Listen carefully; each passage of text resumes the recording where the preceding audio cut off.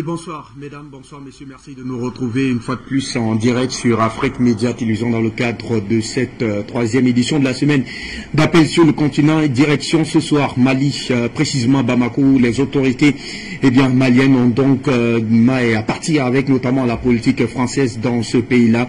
On en a justement pour preuve la récente sortie du Premier ministre Dr Choguel Kokala Maïga qui expose davantage le mensonge, mais surtout la traîtrise effectivement de la politique française du côté du Mali. Revient notamment dans sa récente sortie, l'actuel Premier ministre du Mali tente effectivement d'apporter certaines précisions autour de l'actualité liée notamment au départ des troupes Barkhane sur le sol malien, mais apporte aussi davantage des précisions sur la réorganisation des forces armées maliennes face donc à cette lutte du terrorisme qui semble effectivement se dérouler avec beaucoup plus d'âme. Merci monsieur de nous retrouver. Donc ça sera le contenu de ce programme qui va s'étaler effectivement sur un peu moins de 90 minutes. Ça sera notamment avec votre concours notamment dans le cadre des réactions dans cette émission. On va donc aller justement du côté de la technique pour avoir la synthèse de cet entretien accordé effectivement par le docteur Choguel Kokala Maïga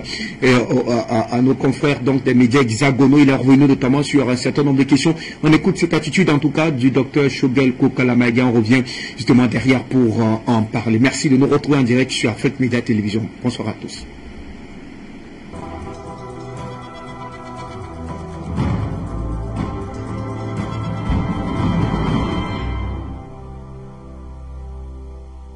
Bonjour et bienvenue dans cet entretien qui reçoit aujourd'hui le Premier ministre chef de gouvernement du Mali, M. Choguel Maïga.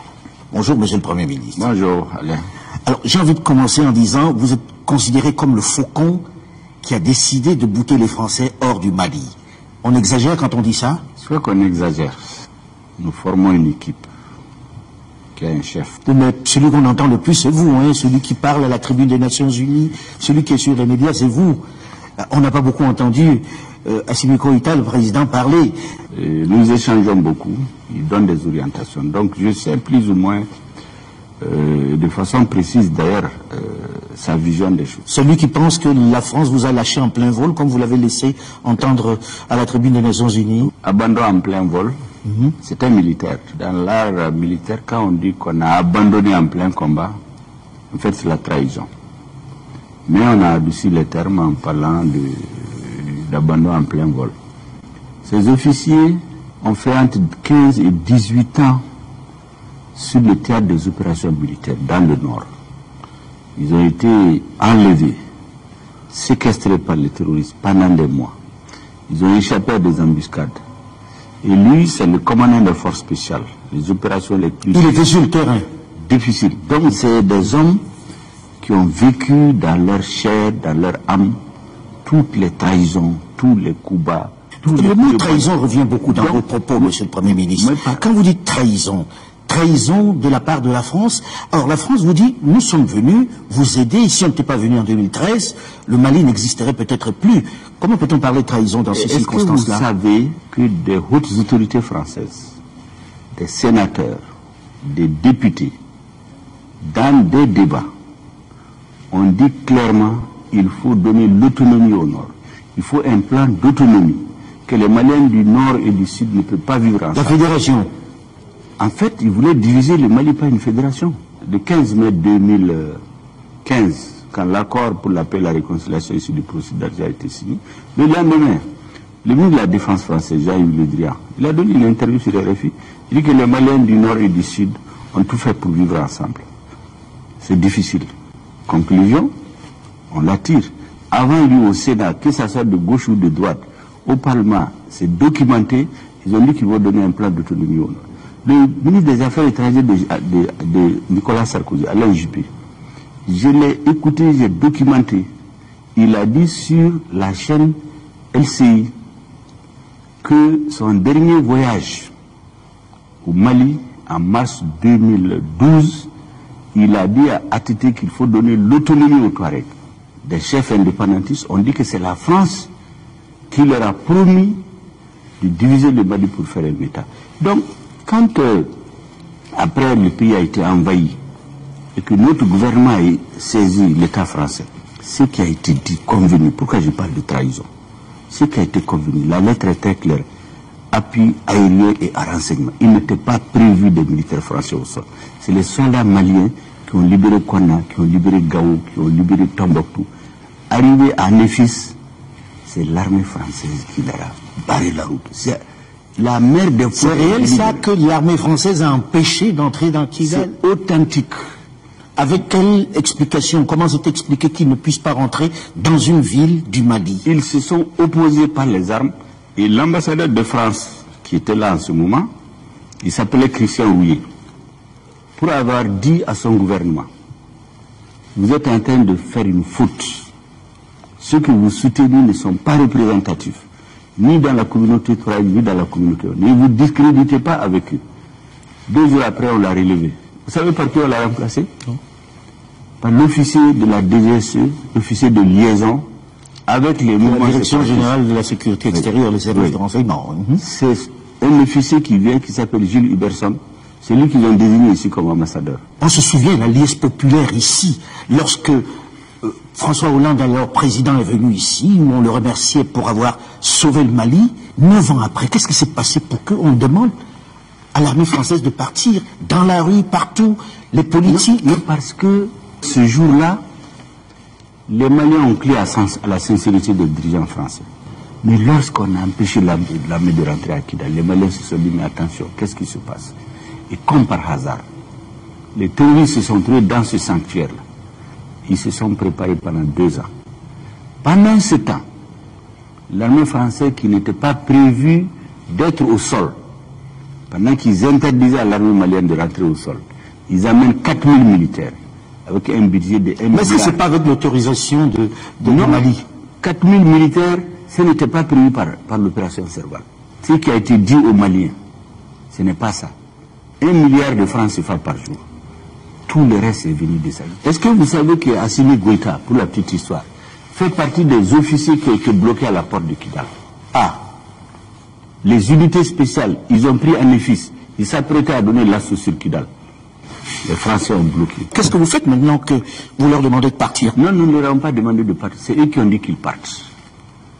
Ce qui s'est passé... C'est une certaine pression de la part des autorités de la rue. Pas du tout. On a vu les pancartes fleurir. Les pancartes sont venues plus tard.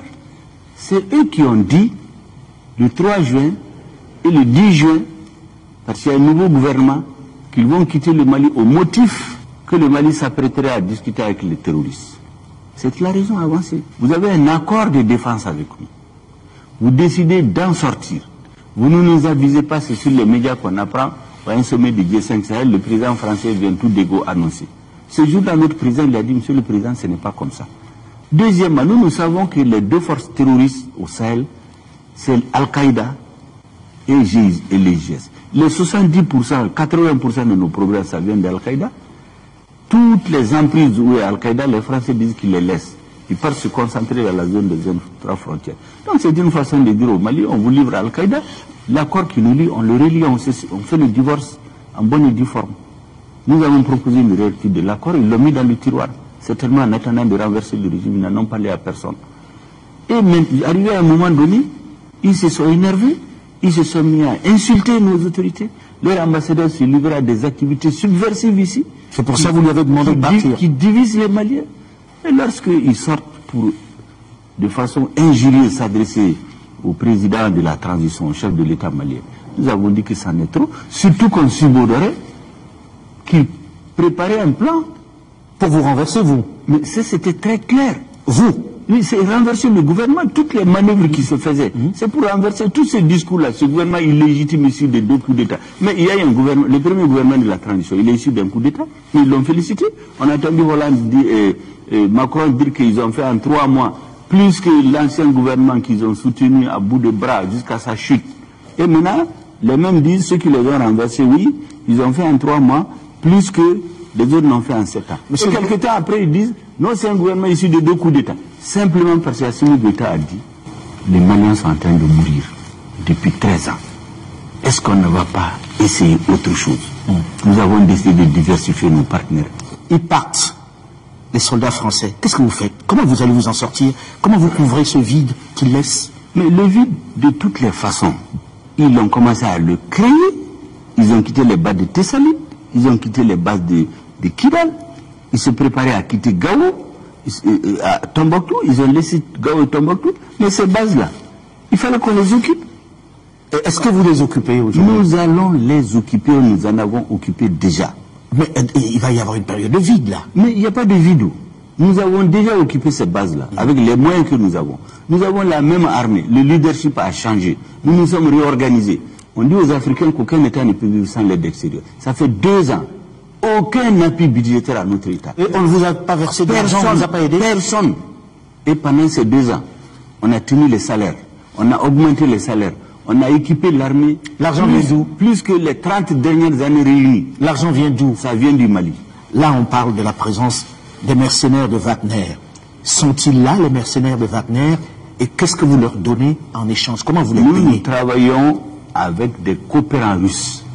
Dans le cadre d'un Est-ce que vous avez signé avec une société privée ou avec l'État russe? Je vous dis, nous travaillons avec l'État russe. Nous ne commentons, le président Poutine dit... Mais nous ne commentons pas les propos d'autres chefs d'État, d'autres journalistes, d'autres commentateurs. On a vu ici des avions cargo atterrir, avec des hélicoptères neufs qui sortaient. Nous avons les instructeurs russes qui sont avec nos officiers. C'est pas Wagner. Mais on n'a pas caché. C'est pas Wagner. Non, le mot Wagner, c'est les Français qui le disent. Nous, on ne connaît pas de Wagner. Qu'est-ce qu'ils vous donnent, les Russes? La coopération russe. Et pas seulement les Russes, comme je vous l'ai dit. On va arriver aux autres. Nous ne sommes pas seulement avec les Russes. Il y a qui d'autre? On sait qu'ils ont des problèmes géostratégiques avec la Russie. Nous, personne ne va nous entraîner dans un combat qui n'est pas le nôtre. Nous, on cherche à sécuriser notre population. On obtient avec la Russie, qui est un partenaire stratégique depuis 1960, qui a formé 80% de nos officiers par le passé. Amadou Toumani-Touré, il a fait sa formation en Russie. Bandao a fait sa formation en Russie. Assimi n'a pas fait la Russie. Donc aujourd'hui, vous êtes aidé par les Russes. Comment vous les payez? On les paye par l'argent des Maliens. Vous n'avez pas donné de mines aux Russes? Non, mais on n'est pas dans ce jeu-là. Ça, c'est des procès qu'on nous fait. Supposons même qu'on donne une mine. Mais c'est nos biens. On ne peut pas nous interdire. Et rien ne vaut la sécurité des Maliens. Tout ce qu'il faut donner. Si les Français avaient joué franc jeu, au lieu de dire on les aide et on nous tue, et on inocule, comme j'ai dit, le virus du pétainisme, c'est-à-dire la défaite. Vous entendez, les Africains ne peuvent rien sans l'Europe, sans la France. Ça fait 2 ans qu'on tient debout. Ça fait 2 ans qu'on équipe. Ça fait 3 mois, nous avons préparé pendant 6 mois la grande offensive à partir du 28 décembre. Et du 28 décembre à aujourd'hui, nous avons détruit plus de bases terroristes. Parce qu'avant, ils envoyaient des éléments aller attaquer des petits checkpoints, aller attaquer des douaniers, des villages. Aujourd'hui, on est allé au cœur du terrorisme pour détruire les bases. Est-ce que vous gagnez du terrain? Nous gagnons du terrain. Quels sont les villages que vous avez libérés? Vous avez un village qu'on appelle, qui est dans le cercle de Nyonon, qui était occupé depuis 2 ans. Ça vient d'être libéré. Vous avez Djenné qui vient d'être libéré. Vous avez les populations reviennent? Les populations reviennent. On a 350 000 réfugiés depuis plus de 9 ans. En quelques mois, 50 000 sont retournés. En 2 semaines, 20 000 sont retournés, volontairement. Est-ce que vous pourrez tenir ces positions? Est-ce que vous en avez les moyens aujourd'hui? Sans l'armée française, comment vous allez faire? Puisque l'appui aérien n'existe plus. L'armée française était déjà partie, je vous dis. Barkhane s'est venu se substituer à Serval en disant que leur objectif c'est de contenir le terrorisme, ce n'est plus de le détruire, d'aider l'armée à monter en puissance et enfin aider les populations, faire du social. Là aussi, c'est un échec. L'armée n'est pas montée en puissance. Monsieur le Premier ministre, il y a plusieurs partenaires, vous avez dit. La Chine est partenaire aujourd'hui? La Chine est partenaire, bien entendu. Nous ne le cachons pas. Nous ne parlons pas de tous nos partenaires en matière de défense, comme les Français font la fixation sur la Russie. C'est pourquoi nous parlons de la Russie. On sait que la Chine, généralement, fait des échanges en matière de mines. Là aussi, vous n'avez pas donné de carré minier. Comment vous payez ces États-là? Vous savez, est-ce que ça devait intéresser quelqu'un? Comment est-ce qu'on trouve l'argent dans notre pays pour nous équiper? Pour nous, qu'on paye avec des mines, qu'on paye avec de l'argent cash, qu'on paye avec de l'or, qu'on paye avec du diamant, tout ce qui nous appartient légalement, ce n'est pas l'affaire de quelqu'un. Il y a des sociétés occidentales qui sont là, qui exploitent les mines, personne n'en parle. Je n'ai jamais dit que c'est des mines qu'on a données à des ressources du Chinois. Je dis même si on le fait, qu'est-ce qu'il y a de mal dans ça? Monsieur le Premier ministre, ils sont un certain nombre à se poser la question de savoir maintenant que les Français sont partis. Est-ce que vous allez vous en sortir? Nous allons nous en sortir. Nous avons pris toutes les dispositions. Nous allons assurer la sécurité de notre population. Déjà, il y a des résultats sur le terrain. Je viens de vous parler du nombre de personnes. Pour la première fois, il y a une inversion. Il n'y a pas d'émigrés. Les gens se retournent chez eux. Monsieur le Premier ministre, pourquoi est-ce que vous faites l'objet de sanctions de la CEDEAO? Pourquoi vos voisins, avec qui vous commercez, avec qui vous êtes dans un même organisme, vous sanctionnent au point de vous fermer les portes? Il y a une contradiction fondamentale entre la CEDEAO et nous. La CEDEAO veut ramener les élections à un processus purement électoral, pour ne pas dire électoraliste. Maintenant, si vous voulez qu'il n'y ait pas de coup d'État encore, il faut vous attaquer aux causes de l'insurrection. Ce qu'on veut nous amener... Mais pendant 5 ans, ça fait beaucoup. Non, personne n'a dit 5 ans. 5 ans, c'est une suggestion, une proposition venue des assises nationales. Aujourd'hui, on peut faire combien de temps? Aujourd'hui, nous avons sur la table des discussions, nous avons des chiffres en tête qui doivent discuter avec la CEDEAO. On leur a dit. Quel délai à peu près? Ils ont refusé, ils ont dit maintenant, comme il y avait un projet de vous renverser, comme vous nous avez donné l'occasion, on va faire un embargo et dans 10 jours vous allez tomber. Maintenant qu'ils ont constaté qu'on n'est pas tombé, ils vont venir, on va discuter entre nous Africains, on va trouver une solution. Je ne peux pas vous dire aujourd'hui. Donc là, pour l'instant, vous êtes ouvert à la négociation avec la CEDEAO. Absolument. Comment vous arrivez à survivre avec ces sanctions aujourd'hui? Comment vous pensez que ça peut durer? Je viens de vous le dire, qu'on a inoculé chez les Africains le virus de la défaite. Est-ce qu'aujourd'hui, on ne doit pas arriver à assouplir un peu les positions? Mais nous sommes d'accord pour les assouplir, mais on ne peut pas nous conduire au suicide. La CEDEAO veut qu'on organise des élections sans nous attaquer aux sources du soulèvement. Ça fait 4 coups d'État en moins de 30 ans. Pourquoi? Parce qu'on ne règle pas les problèmes de fond. La démocratie ne se ramène pas aux élections. C'est ce que la CEDEAO veut faire. Et deuxièmement, quand vous voulez instaurer un état de droit, vous respectez un minimum de droits. Aucune disposition de la CEDEAO n'a prévu un embargo. Aucune disposition de la Banque centrale des États d'Afrique du Sud n'a prévu ce qu'ils sont en train de faire. Il y a la Convention des Nations Unies sur les pays sans littoral qui interdit un embargo contre un pays sans littoral. Comment vous voulez violer les règles communautaires, les règles internationales, les règles nationaux pour dire que vous voulez instaurer un état de droit? Parce que vous voulez juste renverser le régime, amener des Tout gens... ceci est aujourd'hui devant la Cour de justice. Monsieur le Premier ministre, certains disent que c'est vous le problème, que vous avez un projet, que vous avez un programme. Vous avez une ambition présidentielle à la fin de tout ceci. Que répondez-vous? Aujourd'hui, j'ai une ambition. C'est de réaliser la mission que le président de la transition m'a confiée pour conduire le gouvernement. Vous ne vous rasez pas le matin en pensant que vous serez pas le prochain président? Moi, je suis un croyant. Chaque homme suit son destin. Dieu a créé les conditions pour que le président porte sa confiance en moi. Mais vous ne serez pas candidat par hasard? Mais moi, je ne rentre pas dans ce débat. Nous voulons d'abord sortir notre pays de la... Le Mali est tombé, couché, humilié. Nous voulons le soigner, le faire asseoir, le faire marcher, le faire... Mais vous ne pouvez pas le faire sans vos voisins. Mais nos voisins... Et vous êtes fâché avec vos voisins? Mais nos voisins, on n'est pas fâché avec eux. Ils ont compris, je crois, leur tort. Le centre de gravité de notre pouvoir, ça doit être le peuple. Le jour où le peuple n'est pas d'accord avec nous, nous tirerons les conséquences. Les autres dirigeants, ils avaient peur de parler, parce que quand tu parles, quand la France est fâchée, tu ne seras plus rien. Nous avons décidé d'expliquer à notre peuple. Si le peuple nous dit demain qu'il n'est plus d'accord avec nous, le lendemain on tire les conséquences. Ce peuple veut être libre et nous allons le libérer. On va terminer là-dessus, Monsieur le Premier ministre. Nous arrivons au terme de cet entretien. Merci, Monsieur le Premier ministre, de nous avoir reçus. L'actualité continue sur France 24 et RFI.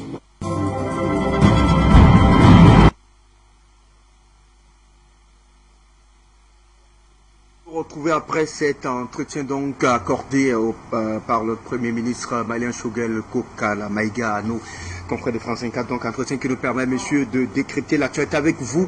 Parfait Passé Ndom, vous êtes analyste politique infiniment. Merci de nous retrouver sur Afrique Média Télévision. Bonjour, bienvenue. Merci, cher Amindoum. Merci pour cette invitation. Je suis très heureux d'être une fois de plus sur ce plateau, surtout après avoir écouté. Peut m'être délecté, n'est-ce pas, de cette détermination, mais surtout de cette volonté affirmée, affichée d'un digne fils de notre continent, à la personne du Premier ministre Choguel Maïga, qui a démontré encore une fois de plus à la face du monde que, contrairement aux idées reçues, un pays comme le Mali n'est pas un pays pauvre. Il n'est ni pauvre de par ses matières premières dont Dieu lui a doté cet espace, il n'est ni pauvre par rapport, n'est-ce pas, à la richesse humaine, à ce capital humain exceptionnel dont regorge le Mali et dont le Premier ministre, son Excellence Choguel Maïga, aujourd'hui est par excellence l'une des révélations. Parce que nous qui suivions le Mali et les hommes politiques maliens depuis plusieurs décennies, on savait la pertinence du Premier ministre Choguel Maïga. Mais les gens qui découvrent, ils sont complètement ébahis de constater, j'allais dire, la pertinence, le sens, n'est-ce pas, que peut développer un acteur politique de premier plan dans cette période turbulente que connaît un pays important de notre continent comme le Mali. Et nous sommes heureux de nous rendre compte enfin que l'idée panafricaine, le questionnement panafricain a érodé même le cœur de ces médias mainstream qui, il y a cela encore, non seulement le cas d'Afrique Média, même pas le cas de mon passé politique, quand on parlait de ces questions de souveraineté, de ces questions de panafricanisme, de souveraineté africaine, d'indépendance, de liberté, ils nous traitaient d'abord, ils nous traitaient par-dessus la jambe. Voir M. Foucault, l'un des pontes, n'est-ce pas, de l'un de ces médias qui nous ont bassiné les oreilles à longueur d'année, en démontrant que l'Afrique n'était pas capable, l'Afrique était pauvre, l'Afrique n'avait pas de personnel capable de nous sortir de ce marasme dans lequel nous avons été enfuis depuis très très longtemps. Venir lui-même interviewer le Premier ministre Choguel Maïga, ça veut dire que quelque part les lignes ont bougé. Ça veut dire qu'on a réussi enfin à déplacer le curseur. Ça veut dire que le combat sur le plan médiatique a été gagné par nous. Et ça, c'est ce que nous devons dire avec insistance. Et être heureux que l'un des porte-voix par excellence de cette volonté de ce peuple africain qui a soif de changement, qui a soif de liberté, qui est décidé à aller à la reconquête de sa souveraineté, à la personne de Choguel Maïga et d'autres, je pense à Diop, je pense maintenant aux personnalités de premier plan comme le président Touadéra et effectivement le colonel Assimi Goïta, le président Assimi Goïta et tous ses compagnons. Ça veut dire que en Afrique, il y a la matière. Il ne faut pas désespérer. On a vu Kadhafi humilié, tué à Mondiovision. Les gens ont pensé qu'en Afrique, il n'y avait personne. On a vu le président Laurent Gbagbo humilié à Mondiovision, bombardé chez lui, traîné dans le déshonneur, lui non seulement lui, mais toute sa famille.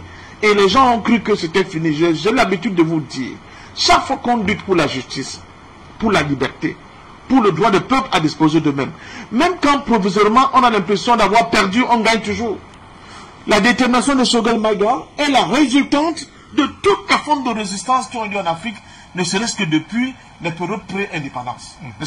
Donc, nous sommes là face à une nouvelle dynamique, à une nouvelle vague qui prend de l'ampleur, qui va aller encore davantage de l'avant, parce que les Choguel Maïga en réalité sont des dignes héritiers de ces Africains qui ont dit non à la France, qui ont dit non à cette volonté d'assujettissement de nos peuples et de nos pays par l'Occident, et qui ont décidé de lever la tête pour dire qu'enfin, l'homme africain est un homme digne, est un homme qui est capable de prendre sa destinée en main et d'aller vers des horizons dont lui seul décide et du timing et du cap, mais surtout qui le fait pour le bonheur et de ses fils, de ses filles et des générations futures. Merci beaucoup au Premier ministre Choguel Maïga, dont pour ceux qui le constatent sur vos plateaux, constatent vraiment que je suis très on sent beaucoup d'émotion dans fan de lui, mais surtout il démontre une autre chose. Excusez-moi, je sors par là pour cette première prise de parole. On a l'habitude de dire la junte militaire. C'était le propos par excellence de M. Macron et de ses amis. La junte militaire, la junte militaire. Nous n'avons pas eu de cesse de démontrer que, mais non, il ne s'agit pas d'une junte militaire.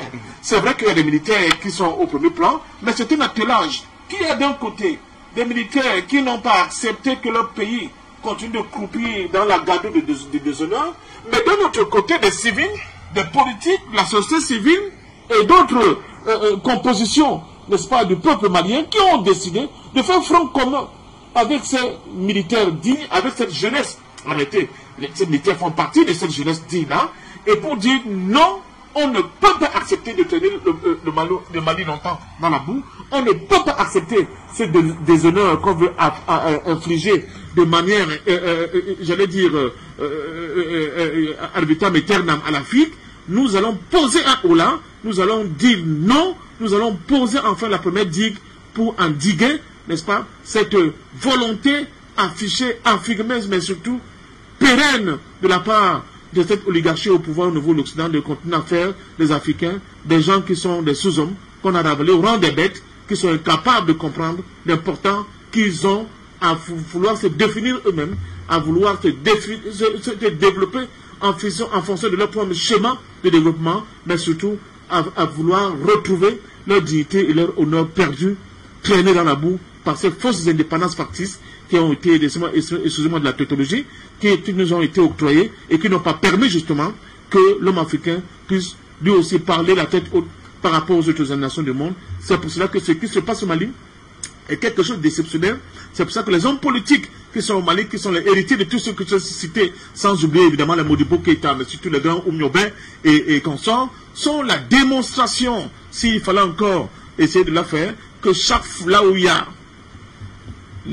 a la volonté, il y a toujours un chemin, comme disait Kwame Nkrumah. Allez, parfait. Par Siandom, on a suivi pour beaucoup d'Africains l'un des rares discours d'un véritable Africain dans cet entretien, mais seulement il a le mérite de déconstruire beaucoup d'informations quasiment erronées. On a suivi notamment dans cet entretien téléphonique entre Dr Boubou Sissé et M. Alassane Dramane Ouattara.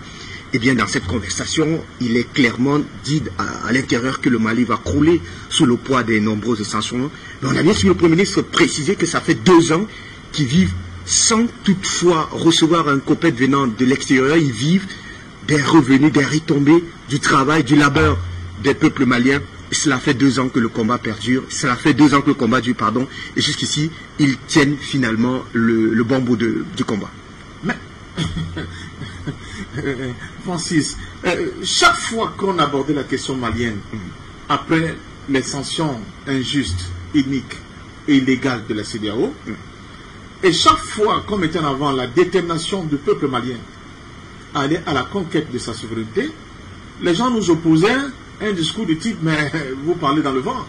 Dans bientôt, ça va être un pays failli, ça va être un État en cessation de paiement. Et vous allez voir, la population va se soulever contre ce colonel fou, n'est-ce pas, qui va embarquer tout un pays vers des destinations incertaines. Mais je n'avais de cesse de leur dire de faire attention. Et même sur nos plateaux, on a certains de mes amis qui tentent de le dire. Non, maintenant qu'ils ont eu des victoires militaires, il faut qu'en politique, ils fassent ça. Mais non! Vous n'avez pas en face de vous des aventuriers. Vous avez en face de vous des gens, d'abord, qui ont roulé le boss en politique, c'est le cas de Choguel Maïga, mais surtout une jeunesse déterminée. Tout à fait. Qui a quand même eu à faire face à la mort dans le champ de bataille, qui connaît le prix de la vie, qui a décidé de se sacrifier pour son peuple. Donc à partir de ce moment-là, rien n'est improvisé. Tout a été pensé, tout a été bien préparé, n'est-ce pas, anticipé, en se disant, ok, nous savons que la voie que nous prenons, voilà les embûches que nous allons rencontrer. Tout à fait. Comment allons-nous faire pour essayer, n'est-ce pas, d'éviter et de franchir toutes ces embûches sans encombre? Donc, ils se sont préparés. Moi, je ne suis pas étonné qu'on nous dise aujourd'hui que depuis 2 ans, en réalité, c'est le Mali qui paye sous fonds propres l'ensemble de ses obligations vis-à-vis et de ses fonctionnaires et de toutes ces dettes intérieures que tous les pays du monde ont, etc. Donc, de ces partenaires nationaux, donc qui répondent positivement à ces obligations régaliennes. C'est la première fois que les gens sont ahuris de constater que cela existe. Vous vous souvenez de ce fameux budget sécurisé du temps de Laurent Gbagbo en Côte d'Ivoire. Donc cette expérience est derrière nous. Les gens savent que nous sommes capables, même si on nous ferme tous les robinets, n'est-ce pas, de la finance internationale, de pouvoir s'en sortir. Parce que nous avons la richesse, parce que nous avons ces moyens-là. Mais les gens oublient qu'entre temps, le Mali continue de produire et de l'or, et du coton, et d'autres matières premières. Ils peuvent donc décider de créer des budgets sécurisés qui les permettent de ne pas attendre, n'est-ce pas, la manne qui vient de Paris, de Londres et de Washington, pour être capable d'assurer leurs responsabilités en interne. C'est ce que Choguel Maïga dit. Et il apporte donc un vif démenti. Justement, la division selon laquelle avec ces sanctions de la CEDEAO, le Mali sera à genoux bientôt. La preuve a été faite, je ne sais pas, par 4, par 10, par 1000, que cela ne va pas se produire. Des sanctions illégales, vous l'avez d'ailleurs rappelé. Mais de fausses sanctions. Donc pour moi, je l'avais dit sur votre plateau, je ne comprends pas pourquoi les gens attendent pour comprendre ce qui se passe. Ce qui est grave dans l'affaire, ce n'est pas les cancans de M. Ouattara et de Boubou Sissé. Ce sont les sanctions de la CEDEAO. Et le Premier ministre Chodel de Maïga vient vous dire même que, même par rapport au statut de la CEDEAO, ces sanctions sont illégales. Il n'y a aucune disposition particulière. Elle n'existe pas pour prendre de telles sanctions, que ce soit au niveau régional, ou national ou même international. Absolument. Parce que le Mali est un pays enclavé. Il est dit dans la charte de l'ONU que de tels pays doivent être exempts de ce type de sanctions. Mais les gens, parce qu'il fallait répondre aux ordres de Paris et démontrer l'Élysée qui adoute d'ailleurs ces sanctions sur plusieurs sorties. Emmanuel Macron et toute la classe politique française a d'ailleurs loué ces sanctions de la CEDEAO. On semble rapidement oublier notamment ces dispositions particulières réservées notamment aux États comme le Mali. Mais vous savez, quand on dit un crime n'est jamais parfait, un crime n'est jamais parfait. Ils sont même allés jusqu'à oublier que ce soit la CEDEAO, que ce soit l'UMOA, ils sont régis par des textes. Absolument. Donc, on viole les textes allègrement, sous le fallacieux prétexte qu'on veut corriger un élève indélicat et imposer, n'est-ce pas, la Pax Francia, n'est-ce pas, à cet espace-là. C'est de ça qu'il s'agit. En réalité, nous sommes face à des brigands qui ne s'embarrassent pas de violer, n'est-ce pas, même des textes qui se sont eux-mêmes donnés sous le fallacieux prétexte qu'on veut mettre fin à des coups d'État. Et on omet de dire aux gens qu'il faut qu'on parle de l'historique des coups d'État. Mais en plus, au Mali, ce n'est pas un coup d'État militaire. C'est le peuple qui s'est révolté. Tout à fait. Et les militaires ayant constaté que, finalement, il y avait, je ne parle même pas de délitement, mais un vide du point de vue du pouvoir, ont décidé de prendre les responsabilités en associant dans cette démarche, dans cette odyssée, une bonne partie du peuple pour qu'ensemble, ils puissent remettre debout un Mali fier, remettre debout un Mali digne, remettre debout au moins un rêve africain pour que les gens se rendent bien compte qu'il est possible pour les Africains de se constituer eux-mêmes leur propre avenir sans l'aide de qui que ce soit. Et c'est ça la magie de ce que nous voyons aujourd'hui au Mali. J'ai l'habitude de dire, ceux qui regardent bien l'histoire, après la débarque de Bien Fou, c'est la seconde fois qu'une claque monumentale de ce niveau est administrée à l'oligarchie française. Mieux, elle est appliquée à cette oligarchie par les descendants des gens qu'on a vendus comme des bêtes de somme pendant 16 siècles. Par des descendants des gens qu'on a imposé un colonialisme affreux pendant un siècle. Par les descendants des gens qui croupissent et qui se battent pour sortir du néocolonialisme pendant pratiquement un siècle. C'est ces gens-là, dont les Noirs que nous sommes, c'est ce peuple, le peuple africain, qui a dit non à la France de manière magistrale, qui a bouté hors de son sol, n'est-ce pas, ces instruments, n'est-ce pas, de la canonnière française, qui imposaient, n'est-ce pas, leur vue, et pillaient à ciel ouvert les richesses de ce pays, sans laisser une once de rêve et de prospérité à sa jeunesse.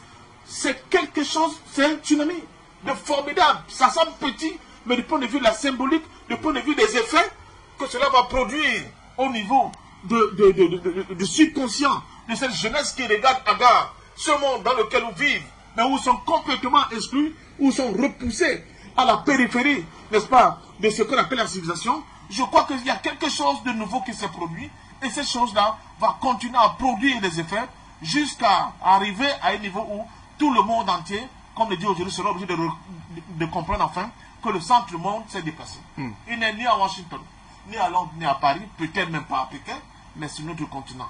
Donc c'est une bonne nouvelle que nous venons d'asséner comme vérité au monde, et je pense que de plus en plus, le regard des gens va commencer à changer chaque fois qu'ils seront face à un Africain. Allez, parfait, patient d'homme, on a suivi... Patient, parfait d'homme, toutes mes excuses. Alors, dans cette sortie du docteur Choguel Kokala Maïga, il a le mérite de déconstruire cette désinformation eh bien, à laquelle eh bien, les médias mainstream, comme vous aimez justement les appeler, ont abreuvé certaines sources africaines, notamment sur le départ des troupes Barkhane. On a clairement compris la position, du moins c'est la position du gouvernement. Il n'a jamais été, pour le cas en tout cas du gouvernement malien, de demander un départ, mais juste une idée de diversifier le partenariat économique. La France est partie d'elle-même, a d'ailleurs affirmé Choguel Kokala Maïga, mais seulement il revient davantage pour dire, apporter certaines précisions pour affirmer qu'il y a eu depuis notamment l'arrivée au pouvoir du docteur Choguel Kokala Maïga, aux côtés effectivement de Colonel Assimi Goïta, une volonté manifeste de la France de s'aimer, d'abord de diviser le pays, mais surtout de s'aimer très certainement un coup d'État au Mali. Mais, effectivement. Parce que souvent, j'ai l'habitude de dire que l'économie et la politique, ce sont les deux faces de la même pièce. Les gens peuvent se poser la question, parce que les gens me disent, mais vous bavardez beaucoup, quel est l'intérêt pour la France de déstabiliser un pouvoir comme un petit pays pauvre comme le Mali? Mais je rigole. Je leur dis, vous faites semblant de ne pas voir la marche du monde actuellement. Mais la donne a changé. La France sait qu'elle est en train de jouer sa survie au Mali, en Centrafrique et en Afrique. Elle joue sa survie. Pourquoi? Parce que elle avait là des espaces qui lui étaient complètement ouverts pour se servir, où il se servait à bouche vêtue, riche de matières premières stratégiques dont la France a besoin.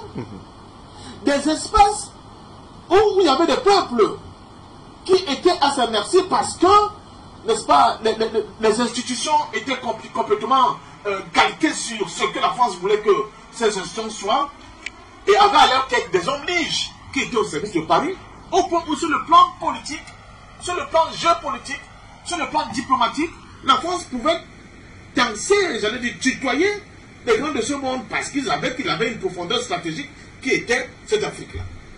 Donc, ce que se joue là, contrairement à ce que les gens pensent, on ne vous dit pas assez ce que se joue. Prenons seulement le cas de l'or. De l'or seulement. La France est la 4e réserve mondiale d'or au monde. Il n'y a pas une mine d'or en France. Mais le Mali a produit presque 110 tonnes d'or. Quand la société sud-africaine était là où on n'était que sur 2 sites miniers, elle était passée de 20, 100, elle menaçait d'atteindre 200 tonnes d'or avant que cette affaire des djihadistes apparaisse de nulle part. Là, le Mali est riche, mais il n'y a pas que de l'or. Il y a de l'hydrogène pur. Il y a de l'eau douce.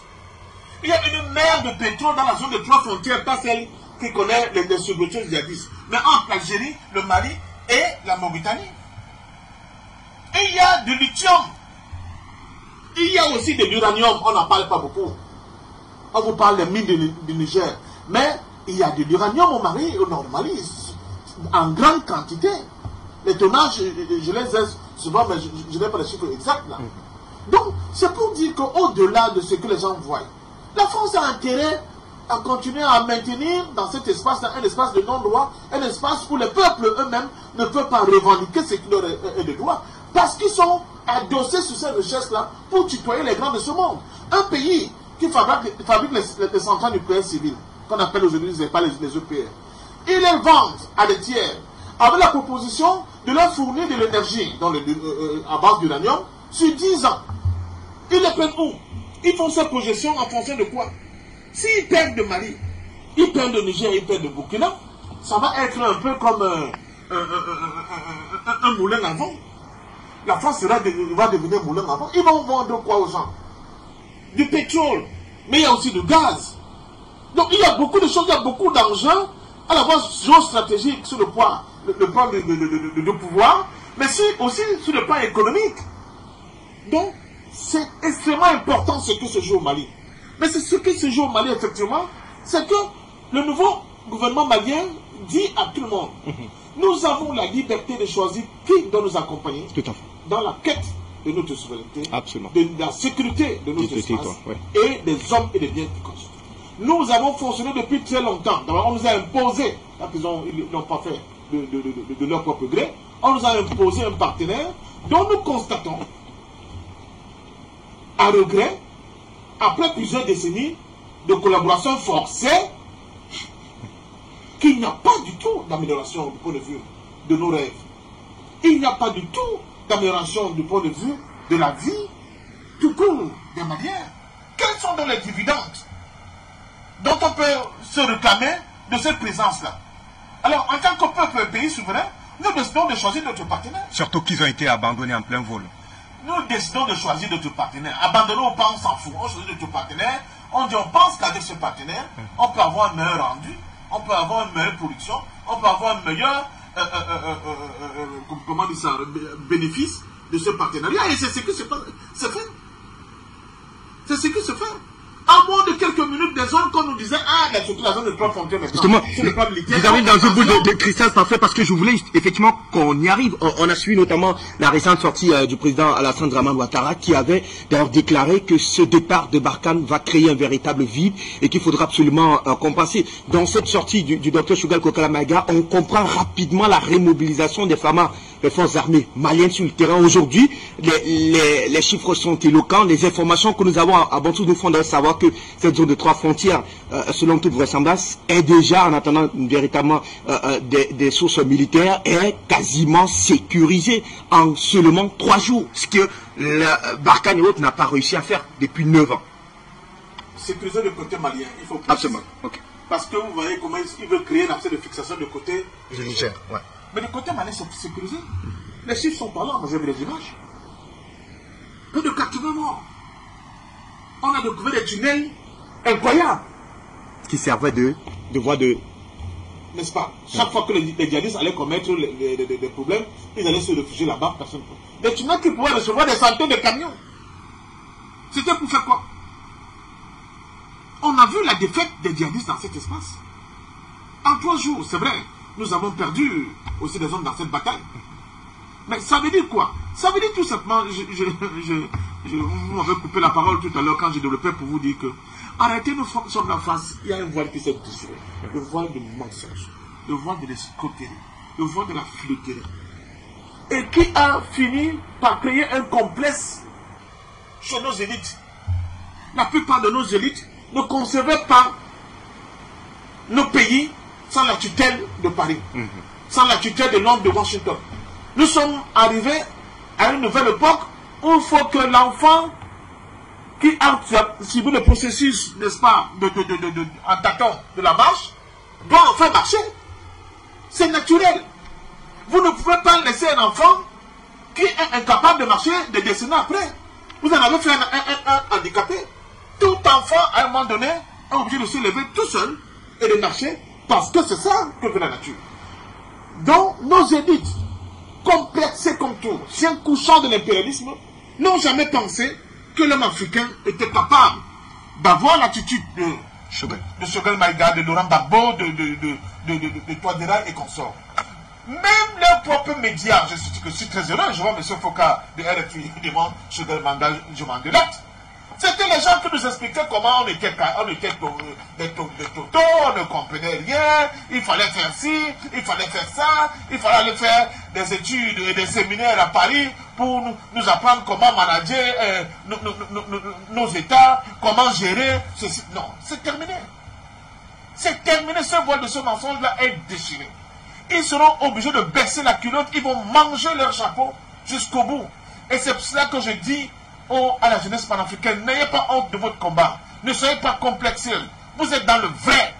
Au peuple, à la jeunesse malienne, nigérienne, burkinabé, camerounaise, ivoirienne, sénégalaise, tout ce que vous êtes dans le vrai.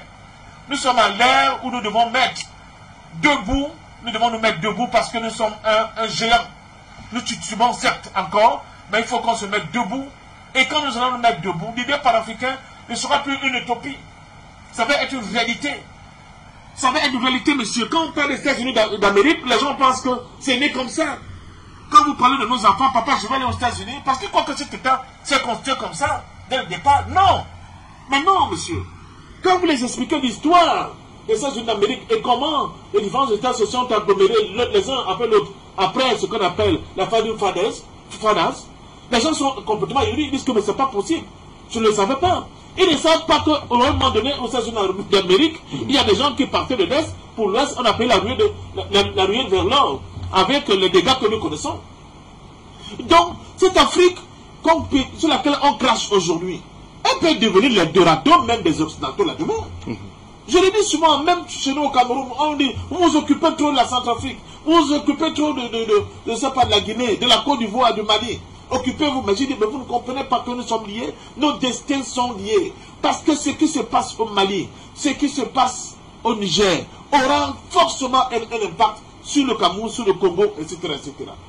Donc, la lutte que Choguel Maïga et ses amis mènent n'est pas seulement une lutte pour le peuple malien, c'est une lutte pour tous les peuples africains. Et c'est pour cela que l'idée, au début de nos indépendances, d'une organisation qu'on appelait le Rassemblement démocratique africain, était une idée de génie. Malheureusement, qui avait été galvaudée par ceux qui étaient considérés comme le père fondateur, je pense précisément à Houphouët-Boigny, sous la pression de Paris pour casser cette solidarité africaine que nous avons l'obligation, nous de cette génération et des générations futures, à reconstituer. Et c'est pour cela que ce que Choguel Maïga et ses amis sont en train de faire aujourd'hui au Mali, vraiment est quelque chose d'incroyable. On ne tue pas une graine en enterrant. Vous avez beau enterrer une graine, elle finira par pousser. Et surtout porter des fruits. Et porter des fruits, et c'est ce que nous constatons. Merci à vous. Parfait, on va faire un tour standard. Ils sont nombreux, on nous fait des grands signes du côté de la technique, qu'il y a beaucoup d'Africains qui souhaitent effectivement apporter leur contribution. Vous avez d'ailleurs beaucoup de félicitations sur la page Facebook de ces Africains qui nous suivent à l'instant. On va justement prendre la direction de Bamako. Ils sont nombreux à nous appeler depuis la capitale malienne. Bonsoir, bienvenue, vous êtes en direct, nous vous écoutons.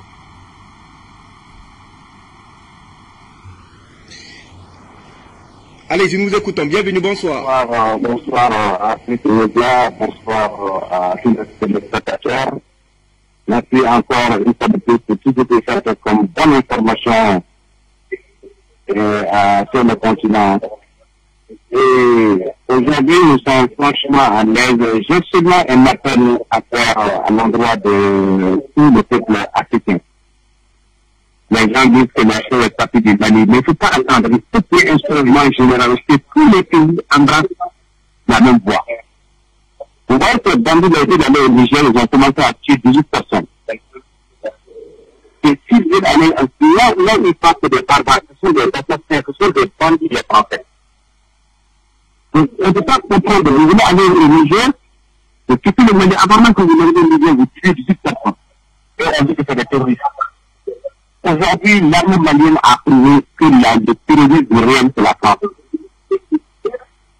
Les autres ont été découverts, il y a eu même des tunnels qui ont été découverts où l'armée française faisait passer des armes de l'Europe. Franchement, les Africains, réveillez tous ensemble. Votre chaîne est en train de donner des informations réelles en temps réel et des bonnes informations. Et des chroniqueurs tels que M. Kéchou de la place sur le plateau, je vous félicite de tout ce que vous faites comme information et la bravoure de la lutte. Mais il n'y a qu'un mouvement d'ensemble. Il ne faut pas que cela... Allez, merci à vous, très cher monsieur, pour votre contribution. Jean nous attend au standard. Jean, bienvenue, bonsoir.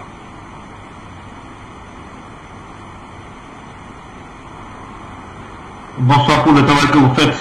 Bonsoir technicien, bonsoir à tous ceux qui étaient sur Afrique Média. Bonsoir. Oui, parfait. Tu viens de voir que nous faisons face à des brigands depuis la nuit des temps. Alors, ces brigands, on n'a pas à avoir pitié d'eux.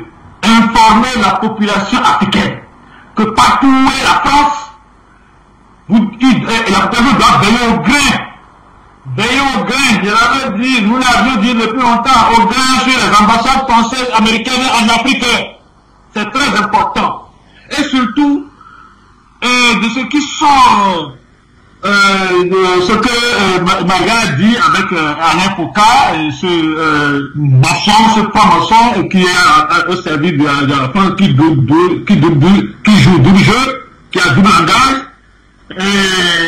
D'après ce que Maga dit, effectivement, il faut des informations réelles pour pouvoir informer le peuple qui subit les pressions, les mensonges de l'État français et ses alliés. Parce que ces informations vont mettre le peuple à l'abri des mensonges occidentaux. C'est très important. Au lieu de jouer à cette diplomatie que que les Français, que les Occidentaux ont installés en Afrique, et on voit, mais on ne dit pas. Regardez par exemple le cas du Cameroun. Il y a beaucoup de choses qu'il faut dire aux Camerounais. Sur c'est vrai qu'il y a des choses qui sont déjà révélées sur le plateau, c'est vrai. Mais si vous dites encore davantage, pas de mensonge, mais la vérité, en sortant du cadre de la fausse diplomatie, vraiment, la population saura quoi faire face à ces brigands qui se cachent parmi nous et qui nous instrumentalisent à nous recruter dans leur corps maçonnique pour nous trouver du travail, pour nous envoyer à Paris, pour nous envoyer en Amérique et avoir fréquenté. Voilà des choses comme ça qu'il faut relever. Dire la vérité, chercher des sources, chercher des personnes ressources pour qu'elles viennent sur Afrique Média pour dire au peuple ce qu'il y a vrai. La France, regardez ce que Macron fait. Fausse diplomatie. Ment sur le compte de l'Afrique. Informe faussement la jeunesse africaine. Donc il faut que cette diplomatie, regardez le cas de Burkina Faso. Si ce pays qui est encore là, qui voit ce qui s'est passé sur Tébasakara, ce que la France fait jusque-là, l'arrivée de Macron, comment il a humilié le président camerounais et ses consorts, il n'y a plus de diplomatie pour se cacher sur les vraies vérités. Dévoiler-les au peuple. Dévoiler les vérités au peuple. Informer la population et la jeunesse africaine de chercher les vérités auprès de ces politiciens et politiciens. C'est comme ça qu'on va sortir de la grippe. Parce qu'ils ont fait un programme pour bousiller le golfe de Guinée. Le président le sait. Patrick Talon le sait. Patrick Talon le sait.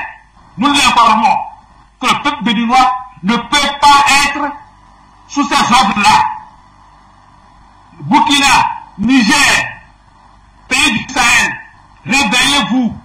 Vous êtes assis sur les lignes d'or, comme le dit Patrick déjà et autres. Ne lésinez pas sur les positions dures pour chasser la France et ses alliés de l'Afrique. C'est des amateurs, des brigands. Merci. Nous sommes de près avec vous dans la spiritualité. Dieu. Très nombreux qui souhaitent effectivement un commentaire autour de cette actualité. On va permettre à Jamal lui aussi de réagir avec nous. Jamal, nous le recevons à la maison. Bonsoir, bienvenue.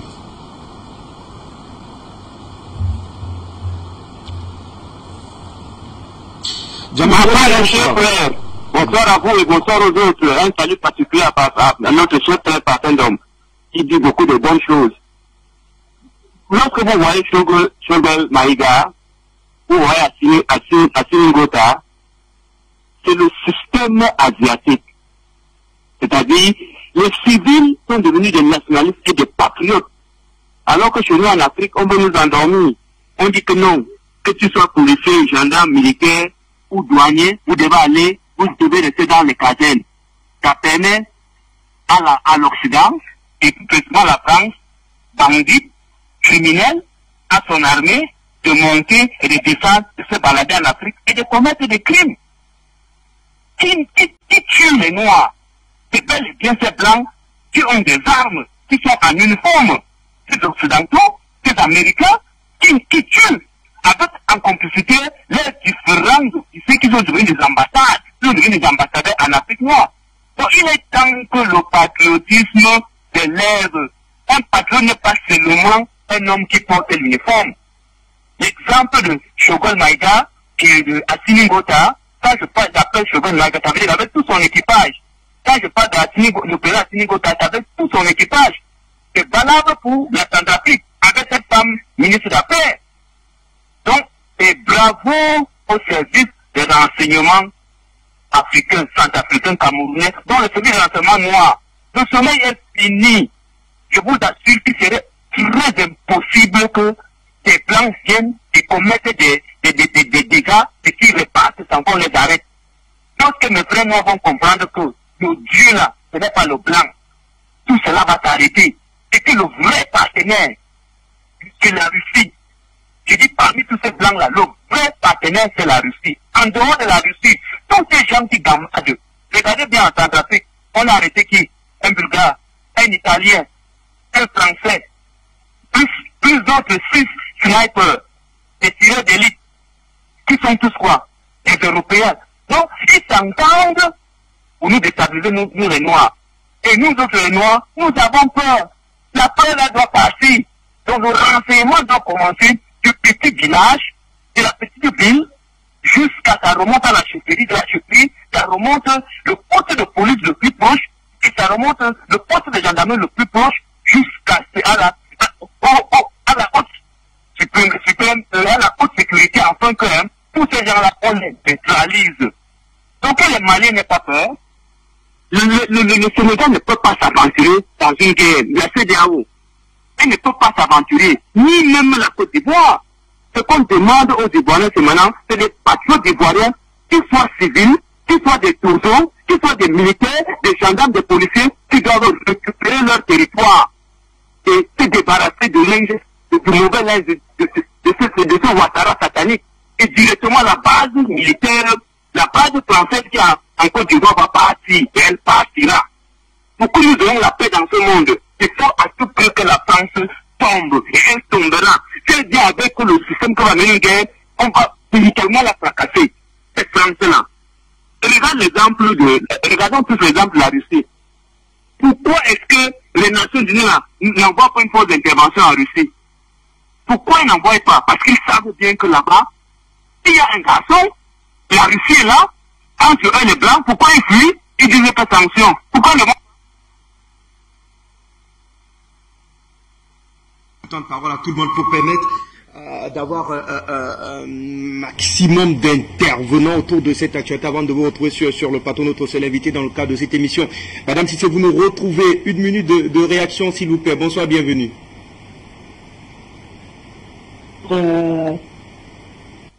Mon frère Fabrice Ndou, bonsoir à Fendon aussi, et bonsoir à tous les téléspectateurs. Fabrice, on se lève ce matin, et qu'est-ce qu'on apprend? Il y a des lobotomisés ici, abusivement appelés partis d'opposition maliens, qui disent qu'ils vont faire constituer un parti, un gouvernement en Côte d'Ivoire ici. Et ça nous rappelle, c'est un remake de 2011. Vous savez, nous avons vécu ça. Donc, ils auront une télévision, ils auront une radio, ils ont une armée qui est le 43e BIMA. Et ce que je vais dire, la diaspora malienne, qui est en Côte d'Ivoire, elle doit commencer à chercher un plan de splittage, quoi. Des plans pour contrecarrer cela. Parce que tout on dit en babo là, c'est maintenant que ça va agir. Tous les hommes d'affaires qui soutiennent le gouvernement malien de Assimi Goïta, qui ont des comptes en Côte d'Ivoire, seront saisis. C'est ce qui a été fait, c'est le peuple qui est là. Et ça sera encore plus dur. Voilà pourquoi on demande aux Maliens de battre monnaie. Les hommes d'affaires maliens, vous êtes prévenus, beaucoup seront saisis dans les différentes banques en Côte d'Ivoire ici. C'est pour ça que j'ai appelé. Merci. Justement que selon certaines informations que nous avons dans plusieurs bonnes sources, eh bien la France aurait demandé justement à la CEDEAO de durcir davantage eh bien les sanctions face donc à cette nouvelle position prise effectivement par les autorités de Bamako. On reviendra très certainement. Emmanuel, vous nous retrouvez également pour interagir avec nous. Bienvenue, bonsoir.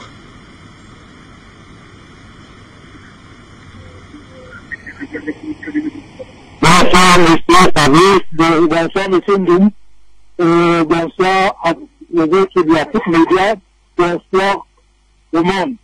Merci de m'avoir donné la parole. Bien, la CEDEAO qui veut dire sur les sanctions, nous attendons, nous les Africains, la CEDEAO allait installer M. Gbagbo. M. Gbagbo a gagné le procès. On a dit qu'il voulait conserver le pouvoir par la force. Du procès, la France a perdu. Alors que la France respecte la décision de justice. Avoir des amis avec les Africains, que lâcher M. Bégoudet rentrer à ton pays. Quand on a fait une faute, si on tombe, on ne doit pas toujours rester couché. On doit se lever. Alors nous entendons les caractères de M. Gbagbo et le retour de M. Bégoudet. France, CEDEAO, Nous vous attendons en Côte d'Ivoire. Merci. Au revoir. Pour votre contribution. On va certainement prendre deux derniers appels avant de venir vous retrouver. Monsieur Kwebo, vous nous retrouvez également au standard. Bienvenue, bonsoir. Monsieur, bonsoir à tous les téléspectateurs d'Afrique Média et bonsoir à votre invité, Monsieur Patient Parfait d'Homme. Monsieur Fabrice Dom, moi, je vous dis, vous avez tout dit, mais j'aime toujours aussi mettre un bémol.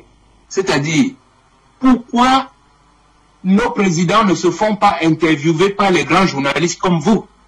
Il y a eu un sommet en Europe. Les Européens ont interrogé les présidents européens et ils ont encore interrogé les présidents africains. Mais nous, les journalistes africains, nous n'avons pas posé des questions.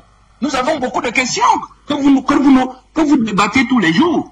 Il nous faut imposer, je veux dire, cette réciprocité. Si les présidents français n'acceptent pas, ou les présidents européens n'acceptent pas nos questions, nous demandons à nos présidents de ne plus accepter les interviews avec ces gens-là. Parce qu'ils nous posent des questions qui vont dans leur sens. Alors que nous, vous nous avez montré depuis plus de 10 ans que nous avons des milliers de questions à poser à ces gens-là. Ça, c'était le premier point. Deuxième point, monsieur Fabien Dom, je vais vous raconter une petite histoire d'une seconde. C'était en Côte d'Ivoire. Monsieur Gbagbo était au pouvoir. La France est arrivée, elle a fait tourner les machines à chamalières. On a distribué 2 millions à des soldats rebelles ramassés au Mali, en Guinée, et à Ouagadougou, là, je ne sais pas comment on appelle, au Burkina Faso et tout ça. On leur a donné 2 millions, on leur a encore promis 5 millions, puisque la machine tournait. Et ces gens-là sont venus renverser Laurent Gbagbo.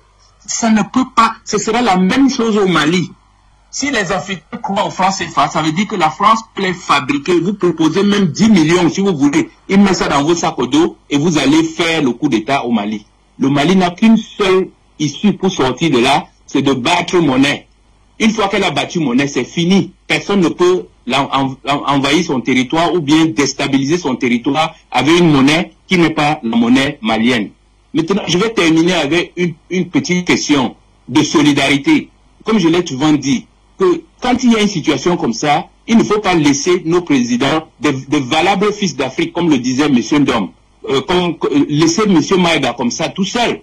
Il faut que nos chefs d'État envoient des messages de solidarité clairs à ces Européens et surtout à la France, qu'on ne va plus vous laisser abattre un seul de nos enfants africains, un seul de nos frères. Ça, c'est un message important. C'est pour ça que je voudrais poser la question à monsieur Patient Parfendon, qui a beaucoup d'expérience dans ces questions-là. Y a-t-il une base militaire française au Cameroun? Ça, c'est une question très importante parce que on voit tout le temps, nous sommes ici à Douala, on voit des camions passer régulièrement pour aller à N'Djamena, pour aller à Bangui et tout. D'où sortent ces camions? Y a-t-il une base militaire française au Cameroun? Merci de m'avoir écouté. A été enregistré un dernier appel au standard avant de retrouver sur le plateau Patient Parfait d'Homme. Bonsoir, bienvenue.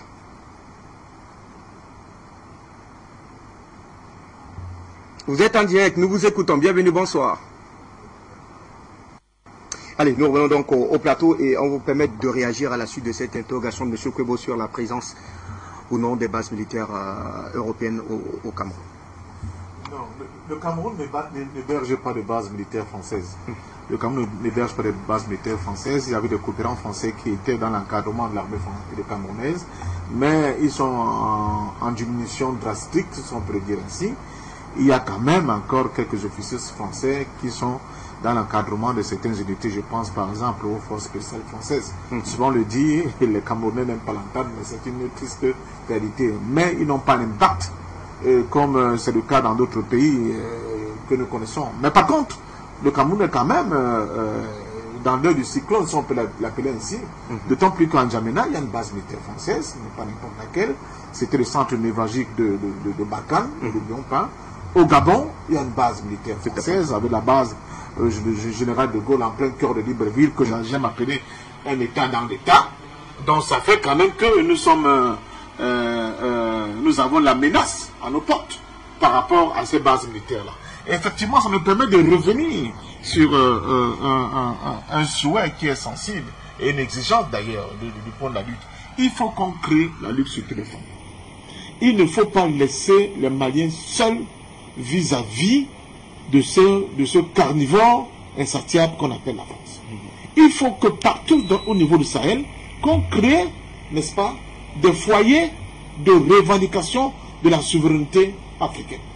Parce que c'est seulement comme ça qu'on sera obligé de disperser la force et la stratégie de Paris.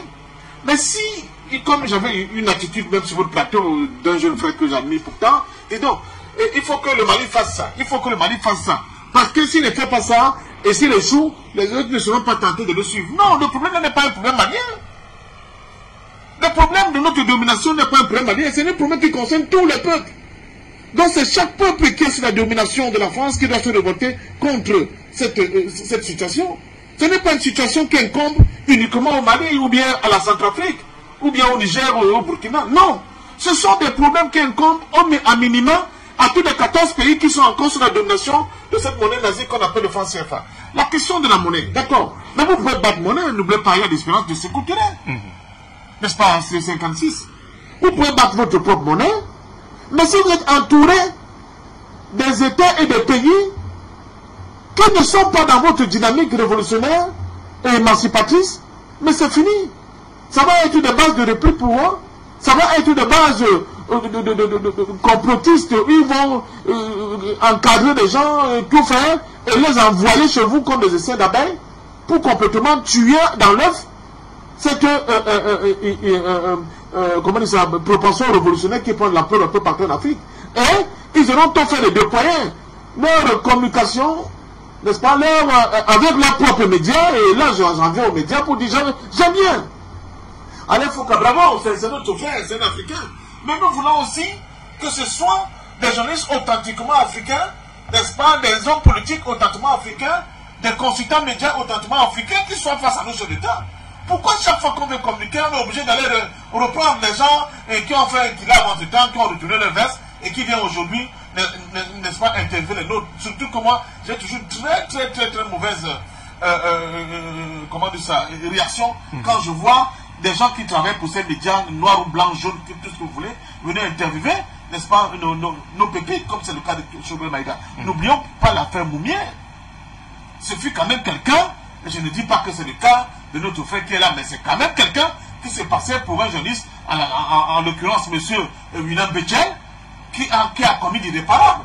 Donc il faut que l'Afrique soit capable de créer lui-même son propre narratif avec ses propres dignes fils, avec ceux qui se sont battus pour que ce narratif-là soit possible. Et nous le faisons en minima sur le plateau d'Afrique Média, déjà plus de 10 ans, pour quelqu'un comme moi, qui suis comme un senior consultant dans cette chaîne déjà. Donc c'est tout vous dire. Il faut qu'on donne l'opportunité justement à ces médias-là d'avoir la primeur, n'est-ce pas, de ces déclarations fortes de ceux qui sont aujourd'hui à l'avant-garde de la résistance de notre continent dans cette lutte-là, pour nous débarrasser de ce chaîne-là qui nous enlace et ne nous permet pas de faire des bons qualitatifs qu'il faut pour qu'enfin l'Afrique ait un autre visage. Donc c'est ça aussi qui est important. Je ne dis pas que ceux qui l'ont fait, ils l'ont fait. Je peux comprendre sur le plan stratégique. C'est-à-dire que pour atteindre l'opinion des pays et des oligarchies qui vous dominent, il est mieux de toucher au niveau de la caisse de résonance qui est la leur. Parce que c'est leur outil, c'est leur amplificateur. Ah ouais. Il faut taper là dans leur amplificateur pour que leur opinion se rende compte du mensonge, de l'entourloupe qui a été créé et qui vous a fait, qui leur a fait croire que vous étiez des gens qui ont de couteaux entre les dents, que vous n'étiez pas des êtres humains normaux. Ça peut se comprendre. Mais il faut en tout état de cause, privilégier les véritables médias panafricains, les véritables médias qui luttent pour la liberté de notre continent, leurs acteurs, leurs journalistes, leurs panélistes, tout ce que vous voulez, parce que c'est eux-là qui ont porté ce combat. Vous ne pouvez pas porter ce combat comme ce combat panafricain que nous avons porté très longtemps, et qu'au moment où nous sommes sur le point de transformer l'essai, comme on le dit en rugby, vous prenez les gens qui viennent nous tirer dessus, qui nous traitent d'aboyeurs, de vauriens, d'oisifs, et de gens qui n'ont rien à faire, et des gens qui ne réfléchissent pas, qui n'ont pas du tout compris ce que c'est la géopolitique mondiale. Donc c'est de ça aussi qu'il s'agit. Ah ouais. Mais je dis que c'est un couteau à double tranchant. On peut aussi utiliser l'armée de ton ennemi pour la base. C'est le principe du judo. Donc en tenant compte de ce que vient de dire nos frères, je dis à nos pays, ne retenez pas l'affaire du Mali et la RCA en spectateur. Ouais. Non, c'est l'avenir de l'Afrique qui se joue là, surtout l'Afrique qui était considérée comme le précaré français. Il faut que partout en Afrique, il y ait des passerelles, qu'il y ait des jonctions, que les organisations diverses se structurent, que la jeunesse s'organise et se lance vers la bataille de la reconquête de sa souveraineté. Il faut allumer les foyers de tension partout, de Sénégal pratiquement à Kinshasa. Je ne parle pas de Mayotte. Il faut le faire. C'est seulement comme ça que nous allons mettre la France en difficulté, mais surtout qu'on va démontrer aux yeux de l'opinion mondiale qu'il y a un problème. Il y a un problème. Pourquoi on ne parle que de l'Ukraine à longueur de journée? On ne parle pas de Mali, on ne parle pas de la RCA, on ne parle pas du Niger, où les gens croupissent encore dans la misère, alors que la France s'éclaire 24 heures sur 24 sans la moindre petite interruption avec l'uranium du Niger. Pourquoi on ne parle pas de Burkina Faso, un pays où complètement l'État était en déliquescence, avec quelqu'un qui a été élu démocratiquement, M. Macron. Donc voilà. Pourquoi on ne parle pas du Cameroun avec tout ce que nous connaissons? Pourquoi on ne parle pas du Congo? Pourquoi la misère a élu domicile ici chez nous? Elle est devenue pratiquement endémique. Une pauvreté hors norme. Les gens n'ont pas accès à l'eau potable. On n'a pas accès aux soins de santé. On n'a pas accès à une éducation de qualité, mais surtout penser par nous-mêmes avec nos propres manuels scolaires et avec l'orientation qu'on veut donner, n'est-ce pas, à l'acquisition de cette connaissance scientifique. Pourquoi on ne permet pas qu'il y ait la démoustication de la chance chez nous? Pourquoi on ne permet pas de manger à notre faim?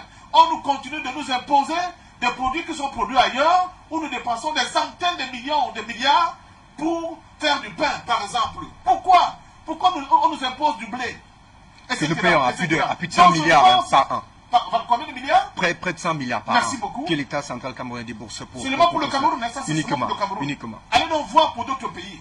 Donc voilà, vous avez un petit pont à faire, et c'est eux qui viennent faire le pont. On forme des ingénieurs chaque année, c'est pour faire quoi? Pourquoi on ne peut pas laisser à nos banques, les banques qui sont sur liquide, ces banques commerciales, de financer les petites et moyennes entreprises qui sont dans le domaine agricole? Et je crois qu'on va complètement oublier les questions de faire chez nous. Est-ce qu'on a rendu compte que dans la plupart des pays africains, qui sont par excellence des endroits bénis par Dieu avec une terre arabe hors norme, c'est encore le programme alimentaire mondial qui continue de s'occuper de l'alimentation des forces non moins importantes des populations africaines? Mais c'est quoi cette histoire-là? C'est ça la bataille que les Choguel Maïga sont en train de mener. La bataille de la reconquête de notre souveraineté, la bataille de la reconquête de notre véritable indépendance. Et ça, je peux vous le dire, aujourd'hui plus que jamais, c'est une donne essentielle pour tous ceux qui pensent d'Afrique et qui pensent au devenir des générations futures. Allez, merci à vous, parfait. On vous reviendra pour prendre votre mot de fin, puisqu'on est en train de sortir de cette édition assez particulière autour de l'actualité malienne. Bon, on fait savoir que Delphin et Abou sont là, on leur donnera 1 minute d'intervention. Chacun reviendra sur ce plateau pour conclure avec vous. Parfait, patient. Donc, Delphin, nous vous recevons. Bienvenue à la maison. À la maison, je vais être bref, parce que vous, le maire, parce que Passion d'homme a parfaitement dit ce qu'il fallait dire, je le félicite. Je félicite aussi à mon tour les autorités maliennes. Je me suis moi aussi délecté de l'exposer la leçon de diplomatie que Papa Choguel Manga a administré actuellement géopolitique l'Élysée. Je veux simplement répéter ce que j'ai dit il y a quelques jours. Nous autres Burundais avons subi quelque chose qui ressemble à ce que le Mali est en train de subir, toute proportion gardée, parce que nous, comme l'a dit M. Fakido, nous sommes un État qui ne vit pas sous le joug du franc CFA. Nous avons des services très efficaces, un appareil militaire et policier tout aussi efficace, et nous avons bien sûr le soutien, surtout diplomatique, de l'axe Beijing Moscou. Mais toujours est-il que nous avons subi ce genre de chantage avec quelques nègres de maison comme celui qui prétend gouverner la Côte d'Ivoire. Et nous sommes venus à bout de tout cela. Et effectivement, ce qui ressemble, nous aussi, ce qui ressemblait chez nous aussi à des assises, donc cette fois-ci burundaises, a été ni plus ni moins intégré. dans le nouveau texte que nous avons forgé nous-mêmes, post-Arusha. Arusha, pour donner une image, c'est Marcoussi 1, 2 et 3, tout leur blabla là, habituel. Nous y avons mis fin. Nous nous sommes taillés une nouvelle constitution. Et tenez-vous bien, cette constitution est légale jusqu'en 2034. Vous vous rendez compte du gain de temps que nous avons gagné? Et effectivement, à partir de là, à partir de 2016-2017, comme nos amis russes, nous sommes devenus, d'un point de vue agroalimentaire, autosuffisants. Nous n'importons plus la moindre nourriture. Nous produisons tout sur place et d'ici quelques années, nous allons même devenir des exportateurs de fruits. Donc, je souhaite un scénario similaire, voire meilleur, pourquoi pas, pour mes frères et sœurs du côté de Bamako. Et comme je le dis souvent, Afrique Média, le monde c'est nous. Je m'arrête ici et je vous rends le micro. Je reviendrai pour d'autres éditions. Intervention parfaite, on va conclure définitivement et sortir de ce programme. On a donc senti un gouvernement légitime qui parlait avec notamment toutes les aspirations de son peuple, du Mali profond, dans cette sortie du docteur Shogel Kokala Maïga, qui permet davantage de confirmer qu'ils sont notamment un gouvernement légitimement élu par le peuple malien. Nous sommes très heureux de constater la détermination, n'est-ce pas, des autorités maliennes actuelles autour du président Assimi Goïta. Et nous sommes très heureux aussi de voir comment est battu en brèche tous les mensonges, toutes les contre-vérités occidentales sur le Mali. C'est un plaisir d'apprendre que depuis deux ans pratiquement, le Mali continue de subvenir à ses obligations sans aide extérieure.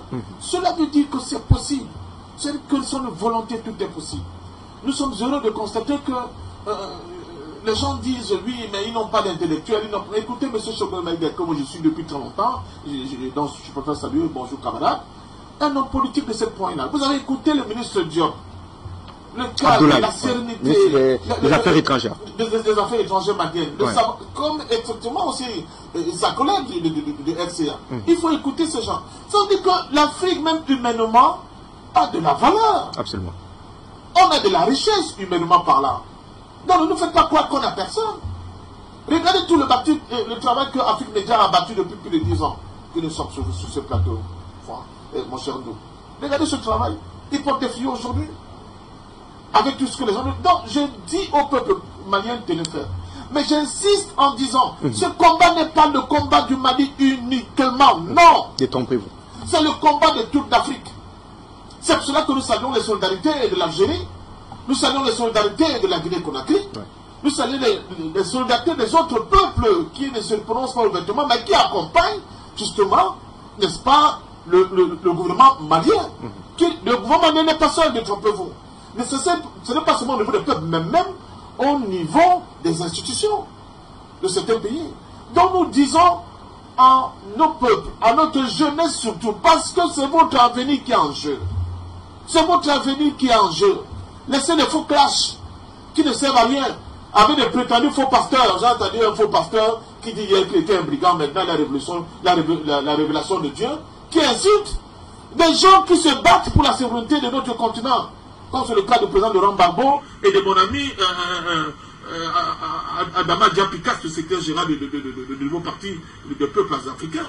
Il faut qu'on revienne à la RDA par le bien, justement, de cette initiative de parti des peuples africains, et qu'il y ait des esconscences d'une organisation comme ça, une méta-organisation, c'est comme ça qu'on a appelé partout sur notre continent, qui défend les peuples, qui défend l'intérêt des populations et de nos États. C'est comme ça que ça marche dans le monde. Le monde n'est plus une histoire où les gens ils se complaisent dans des espèces de bantoustans qui n'ont pas d'avenir, politiquement et géopolitiquement parlant.